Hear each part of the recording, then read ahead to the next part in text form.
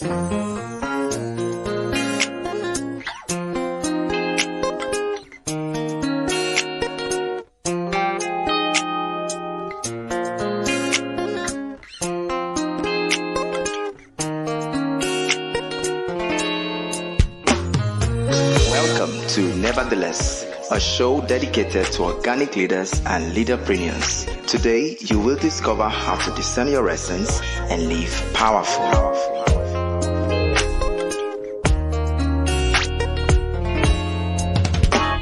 Hello guys, welcome to Nevertheless, a show for organic leaders and leaderpreneurs. My name is Bidemi Mark-Mordi. It's always a pleasure to bring this show your way. What is it like where you are at? I know that life does get to throw us lemons once in a while, and sometimes you wonder if you will make it. I woke up this morning to the realization that every day that the Lord has made is a good day.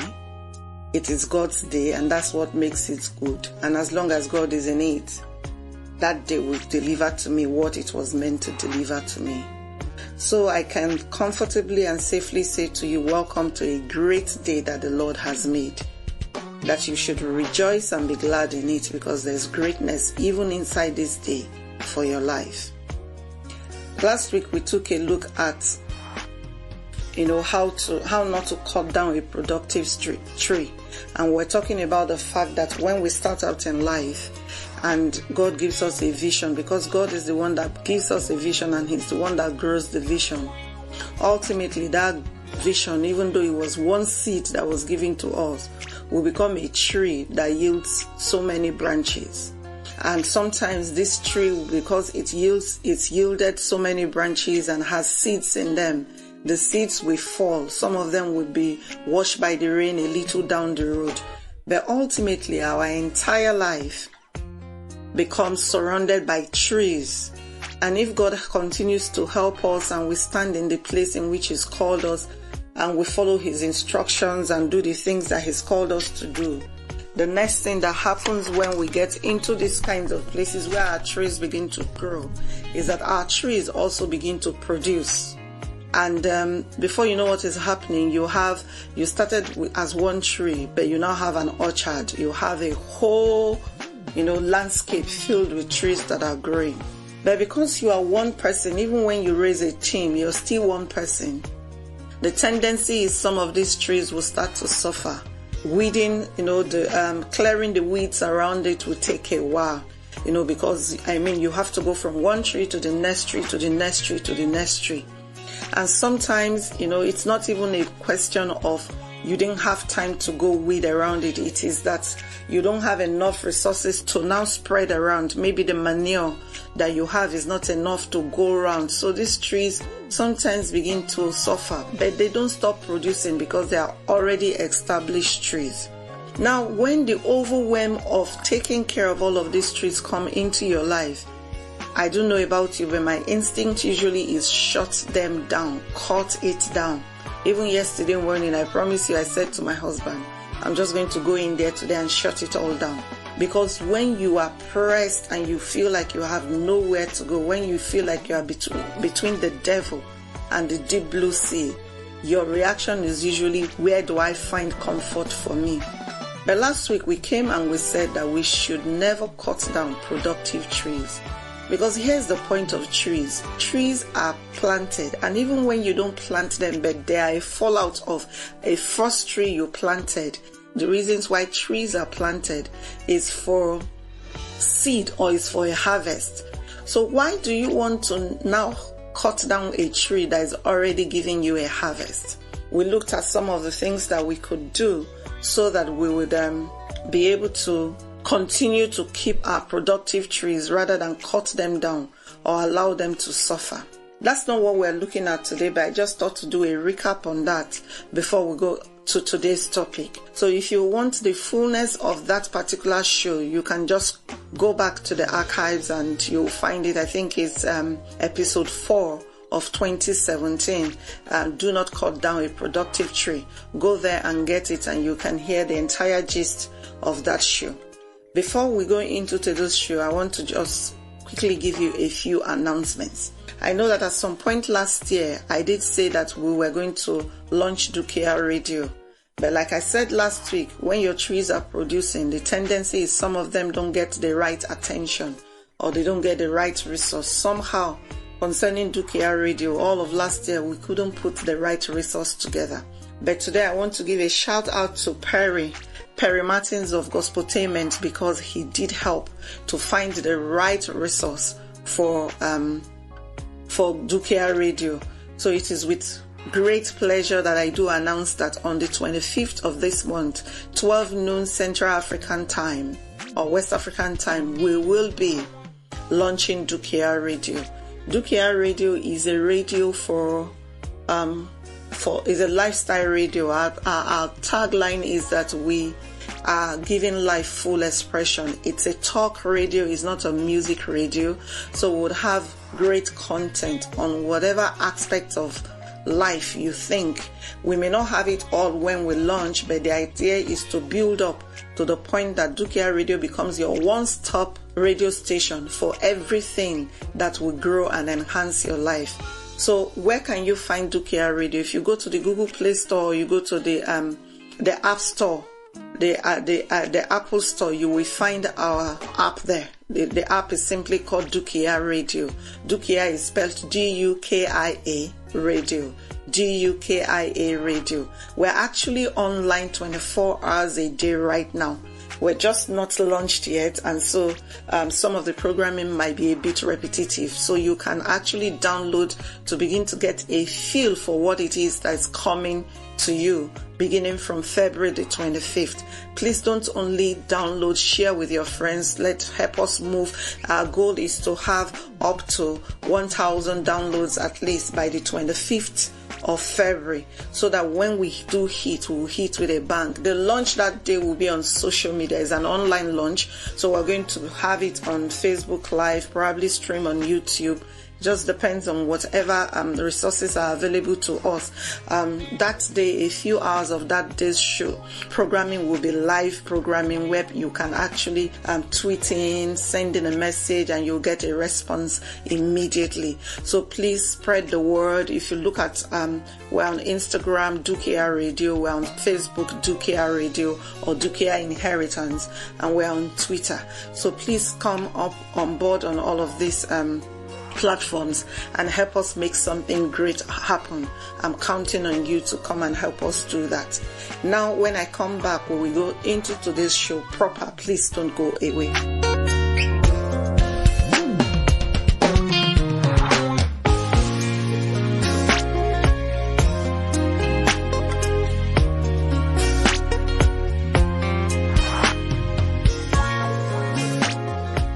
Hi, I'm Bidemi Mark-Mordi.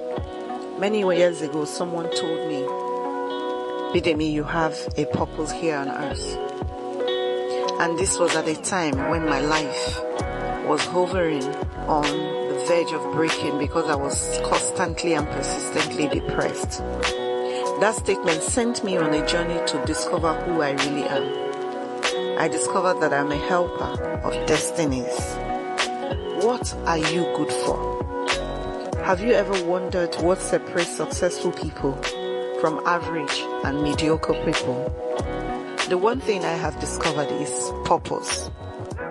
That is why after years of fear and living under depression and depressive thoughts, I chose purpose, and today I live powerful. You want to live powerful too? Then join me on Purpose University, a home for you who want a life beyond the ordinary. To be the best you is what we're about. Welcome. This ride will change your life.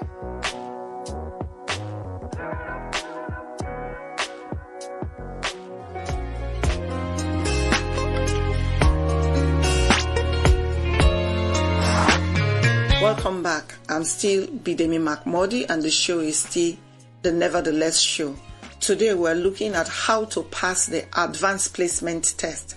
How to pass the advanced placement test. How to pass the advanced placement test. Now here's the thing about living a life, living in your superpower, embracing your superpower and living a powerful life. will go through tests periodically, and those tests usually present like they were meant to kill you. But in reality, what those tests have been designed to do are to prepare you, that tests that prepare you for your next level. I can begin to tell you how rapid my own advanced placement test has been coming in the last 6 months. It's just crazy. It looks like just before you put down your pen, having written one, another one shows up. So I feel like I've been on a treadmill. I'm on the grind totally every day. But one of the things that I'm very sure of is that part of this is to stretch me. Part of it is to grow my muscles. Part of it is to thicken my skin. And part of it is simply just to expand what it is that the Lord has laid in my hand.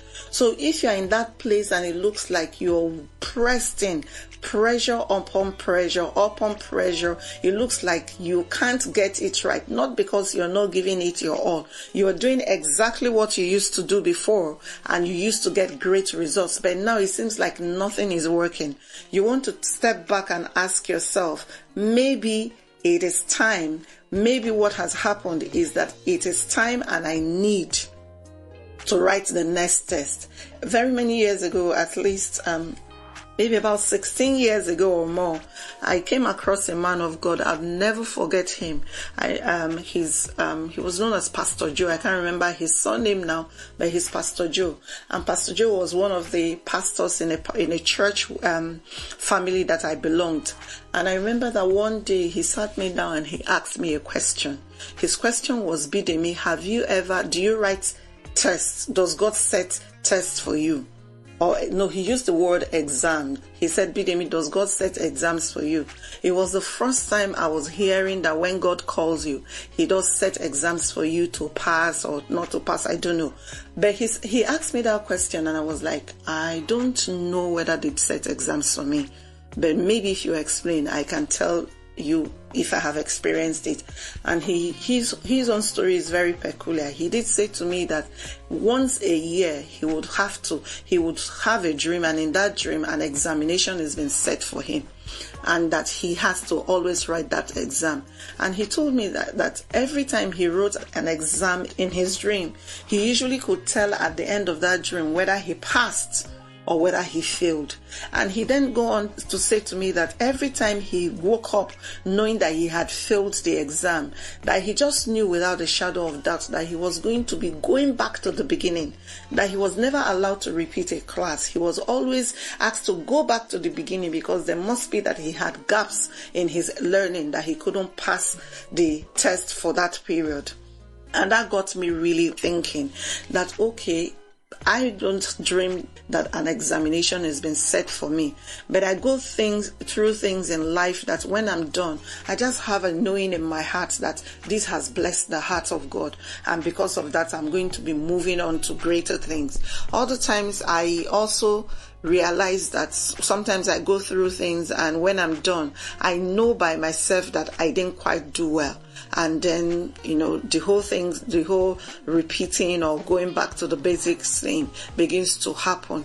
And I know that is also a pattern in my life. So you may be one person who's been trying to live a life of a powerful life. You've embraced your superpower and you're going. Every time before you get into the next level, there will be a test. It might be a test in your relationship. It might be a test in your capacity to do work. It might even be a test in how you do work. It might be a test in the way you speak. It might be a test of faith. It might be a test of how confident you are. But the truth of the matter is, for you to play at a higher level or in a bigger league, usually there is a test that would make you ready, so that when you get into that place, all the people in that league or in that group or that level can absorb you in, and then you can begin to have the fun that you are supposed to have. And I call this advanced placement tests. Advanced placement test, APT. Now, if you remember, in going into the university or your colleges, you have to write a kind of test. There is something that you do every time you have to go. Even in formal education, you have to go from one class to the other or from one level to the other. You always would need to write something. You have to sit a test or something, even something as simple as you are now driving, you are old enough to drive. You will first of all go through driving lessons, and then you will take a test. Based on that test, if you pass, then they can issue you a driver's license. All of these things do work to help us get ready for where God wants us to go. So when it comes to the living a powerful life, living the life that God has called you to, what do you do when you have to? How do you ensure that you don't fail your advanced placement test? When I come back, I will give you my learning, and I will give you an example from the Bible on how people have passed their test, or an example of someone who failed their test. I'll be right back.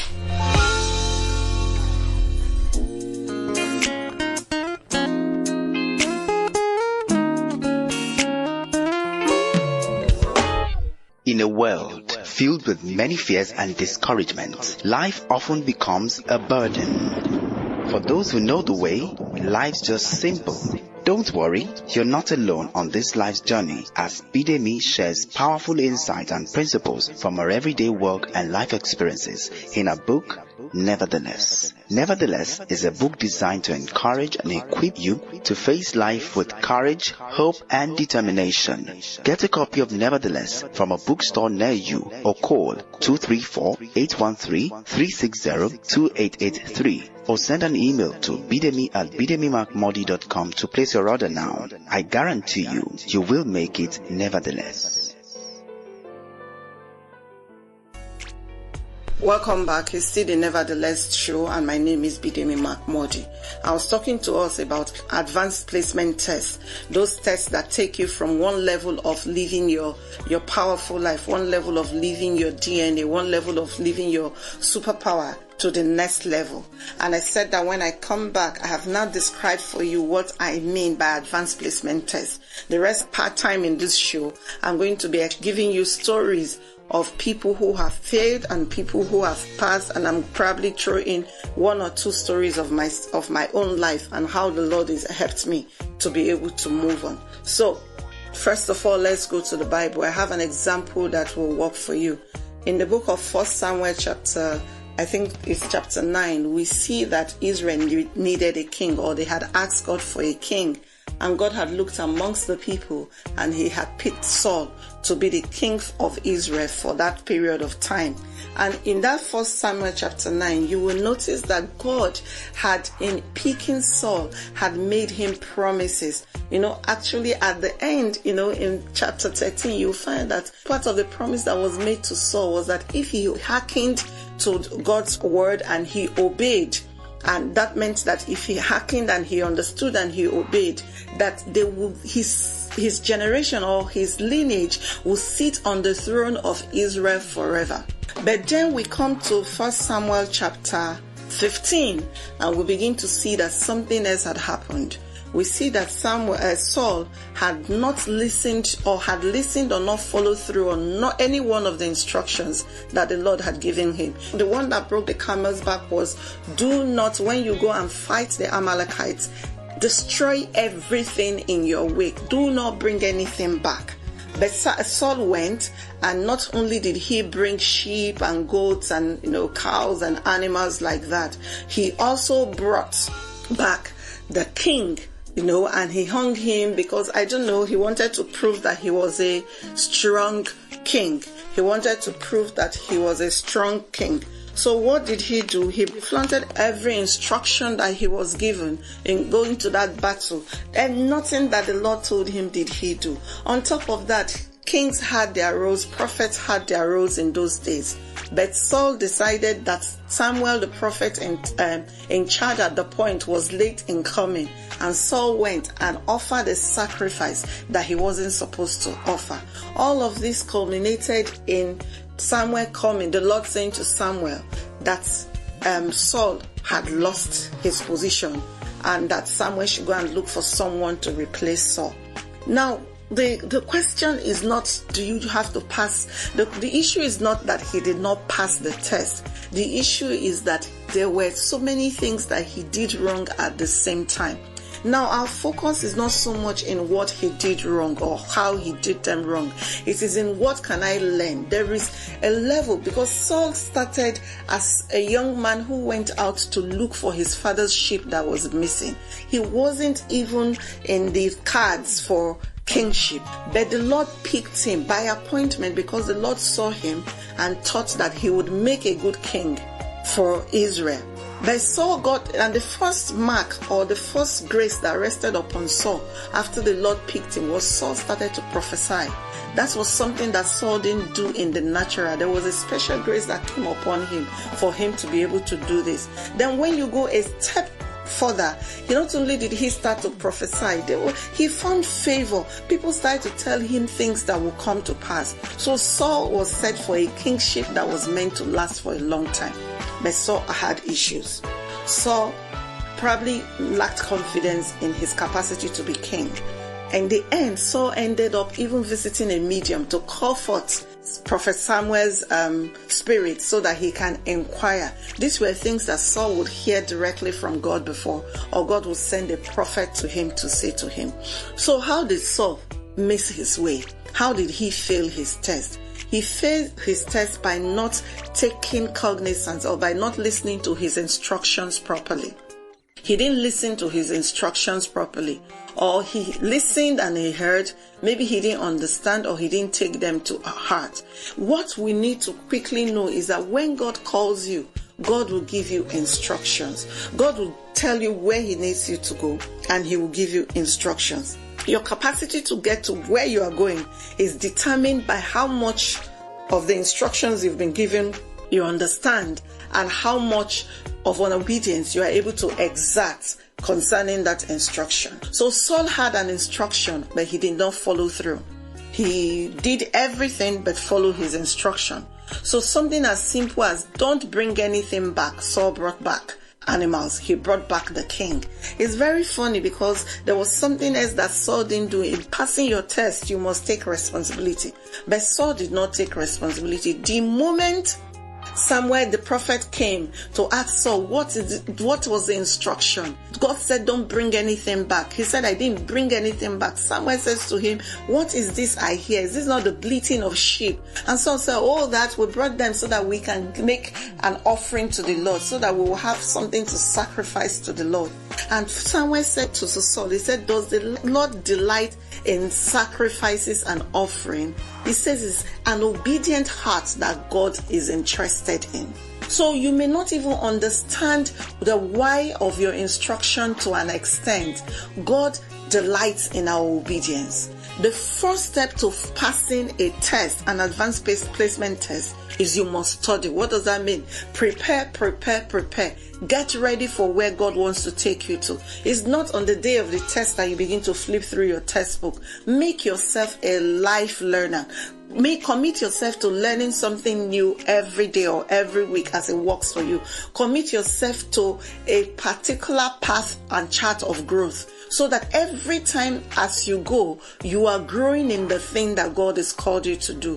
What that means is you must be abreast with what is happening in your industry. What that means is you must be confident in what has been committed into your hands. Another way to grow or to pass a test is recognize the parameters of your subject. Recognize the parameters of your subject. God calls us and he gives us boundaries.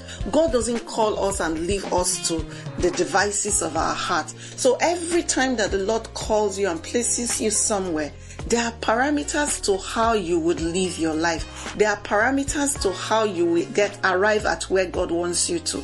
Once you follow those parameters, you are bound to make it. If you don't follow those parameters, if you keep it too small, or you decide to step out of the boundaries that have been set up for you, I promise you, you can get burnt. So 1, prepare. 2, make sure you know your parameters and you stay within the confines of your parameters. The third thing is know your instructions. Know your instructions. Don't just hear them. Make sure you understand and you comprehend your instructions. What that means is if you are not exactly clear or you're not exactly sure, you can go back again and again to ensure that you are sure. Say for instance, Gideon. Gideon was called by God to do something. Gideon was not even sure of himself. God convinced him to have to do it. And how did it happen? The conviction came because Gideon kept asking. He kept setting fleeces. He said today, okay, let the dew fall only on the patch of skin. Tomorrow, let the dew fall around. And God obliged him because God does not want us confused. He is willing to tell us what we need to know to move us forward. So if you will pass your test, prepare. Number 2, know your parameters. Number 3, understand your subject matter. Don't just go and begin to guess. Guesswork is not what we do when we are living a life of purpose. Yes, there are times that you may not have the answer 100%, but you must have a direction. What that automatically means is for you to pass your test, sometimes you need to wait. Wait until you hear go. Wait until you are sure you have the green light. Some of us hear the instructions, do not even recognize that there is a timing attached to our instructions. Maybe because we have the skill or we have the resources, we just begin to go, and that gets us in trouble as well. Another thing that you must do if you will pass your advanced placement test is not only do you need to understand your subject matter, you need to understand the question of the moment. What is the question of the moment? What is in God's heart for me to do now? Not what I did yesterday, not what I'm likely to do tomorrow. Now, what is relevant in the scheme of the things that God has called me to for my now? The tendency again for us humans is that we are in today and we're projecting into 10 years ahead of us. I'm not saying don't plan. You know, I'm one of those people who talks a lot about planning. But I'm saying that even when you've planned, understand that God will move you at his own pace. Don't be in a hurry. A classic example is a young girl. She's 18.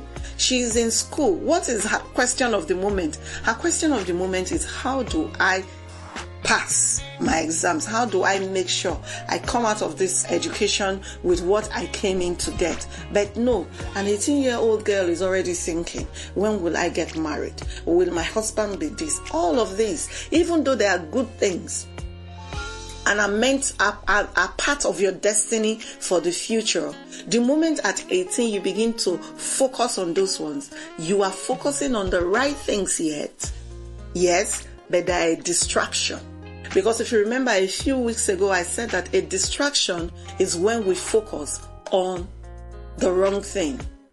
A distraction is when we take our focus off what we're supposed to be focusing on right now and put it on something else that doesn't really matter for our journey in the now. So you want to make sure that you know your answer, your question of your now question. What is my question of the moment? What am I supposed to be doing? Am I supposed to be doing this and that and that and that? Yes, I said last week, don't cut down a productive tree, but understand and be clear what you personally should give your focus to. One of the solutions I proffered last week was that you can hand them to other people who are equally as passionate of what God has called you to do, and don't mind having to move forward what another man has started. So make sure that you understand your question of the moment, and then make sure that your answer this is very funny, make sure that your answer is the answer for your question of the moment. I've written, in those days, mathematics, was one of my greatest challenges in school. And, for a long time, I really didn't take it seriously. It was a challenge because I didn't take it seriously. Not because it was too difficult that I couldn't pass it. I remember a particular exam I got there, and because I had already entered the exam hall with the mindset that I could not pass, guess what I did? I took a mathematics question paper and answer sheet, and I started to do a literary appreciation work on those sheets. Why? Because in my heart I'd made up my mind I was going to fail anyway. I'd made up my mind that they could never ask me any question that I could answer. Of course, what did you think happened? I gave answers for that. If it was for the subject literature, I would have done extremely well. But of course I failed. I had an F9, and that's what I was graded in that exam. The next year I had to retake the same exam because I was never going to go into university if I didn't get a credit in maths at that point. So the next year, because I did not apply myself the last time, because I didn't bother to understand my question of the moment, because I gave the wrong answer to the question of the moment, guess what happened? I had to come back a year later to redo this exam.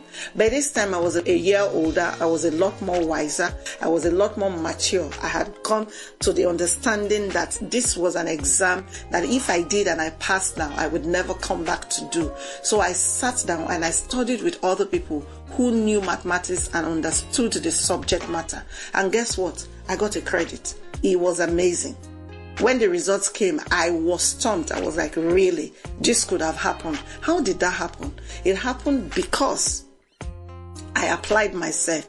I gave the right answers to the question of the moment. The other thing you want to do is you want to obey. When you are giving instructions on this journey, it's not the time you begin to ask yourself whether the instruction is good enough for you. Because on this journey, nobody cares what you think about you. Our responsibility is to obey the instructions we are given. Obedience unlocks so many doors. So even for your advanced placement, obedience is one key factor that you cannot discount. You must push obedience. You must, as long as you heard the instruction and you understood it, obey it. If you heard it and you didn't understand it, ask questions. Ask further questions for clarification. But please don't think that you would move to the next level if you did not obey your instructions at this level.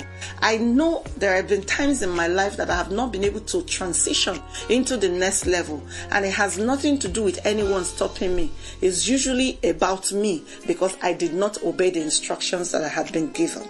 Finally, when you make mistakes in your tests, take responsibility. A lot of us shirk from our responsibilities. We always find a reason why someone else was the person that allowed it to happen. Case in point, Saul.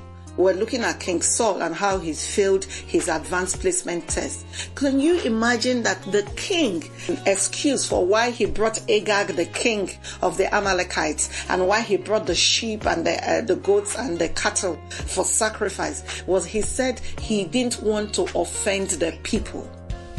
A king did not want to offend his people. Where does that happen? But that was the excuse that Saul gave. Why would that be the excuse that Saul gave? Because Saul did not take responsibility. Now, when you fail a test, does that mean that it's the end of your life? No. It just means that you would maybe rewrite the test, or you may have to go 2 steps further behind so that you can walk your way up again. God is a God of second chances.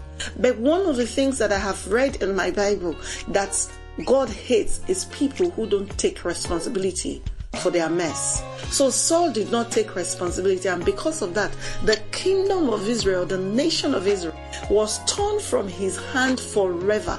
By the time you begin to go further down in 1 Samuel, you will begin to see that Jonathan, his son, I think that will be in 17 or 18. Jonathan, his own son, who was supposed to be the heir apparent to the throne, had to relinquish his position to David, the one to whom the kingdom had been given.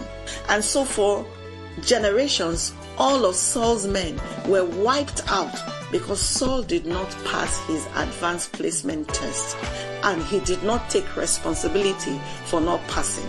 Now, if you put Saul side by side David, the man that took over from him, Saul's sins, if you like, were pale in comparison to the things that David did. David committed adultery. David committed murder. David at some point was so afraid of the ark that he did not allow it to come into the city. David did a whole lot of things. David had children who slept, who raped each other. It was a mess. He had sons who killed sons. David's family was the height of dysfunction. But David is the man that God says is after his heart. Why? Because David had one trait that most of us need to learn. I need to learn it myself, and that is taking responsibility for the mess that he created. There was nowhere in the Bible that David created a mess and he passed the buck. I think that more than even knowing the answer for your advanced placement is the capacity to take responsibility that prepares you for the large place.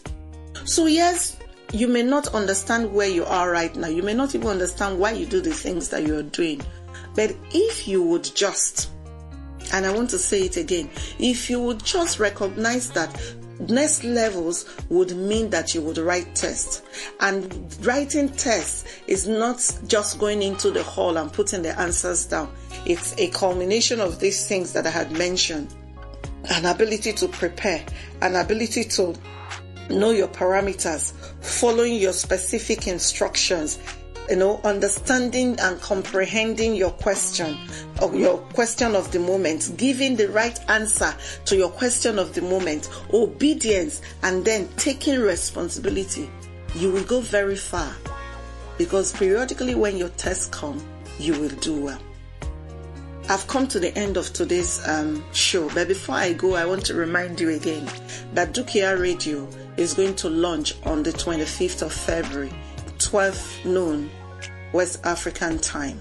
And I also want to remind you that you can find the app in the Google Play Store or the App Store. Please go there and download the app so that you can take the radio. As long as you have a smartphone or a smart device, you can take the radio anywhere you are going in the world, and you will have access to content such as Nevertheless Show, amongst so many other things.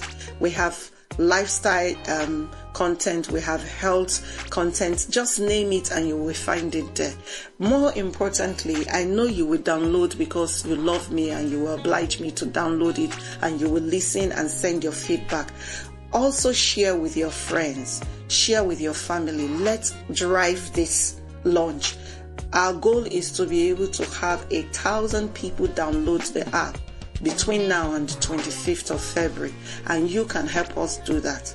I'd look forward to hearing from you and the things that you would help us do. Thank you so much for joining the Nevertheless Show today.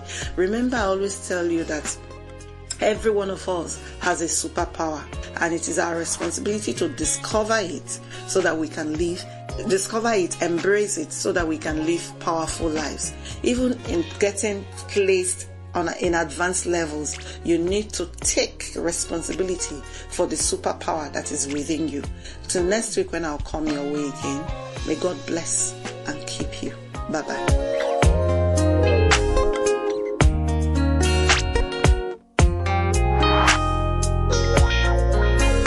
Thank you for listening to Nevertheless. For more information and resources, call 0813-360-2883 or send an email to bidemi@bidemimark-mordi.com. Don't forget that when you discover your purpose, you will live powerful.